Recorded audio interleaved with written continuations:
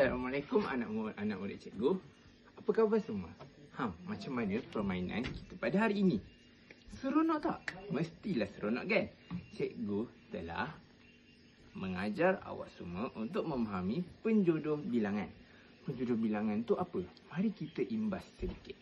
Penjodoh bilangan merupakan kata bilangan yang digunakan untuk menggantikan atau membilangkan sesuatu benda seperti manusia ataupun satu alatan dan sebagainya. Jadi, cikgu harap awak semua dapat gunakan penjodoh bilangan ini di seharian anda. Jadi, cikgu nak kita ingat sedikit apa contoh satu penjodoh bilangan. Mungkin kita boleh ingat sebuah. Sebuah apa? Sebuah rumah. Jadi, cikgu harap awak semua dapat mempelajari dengan lebih mendalam dan menghayati semua aktiviti yang telah kita lakukan tadi secara interaktif. Assalamualaikum.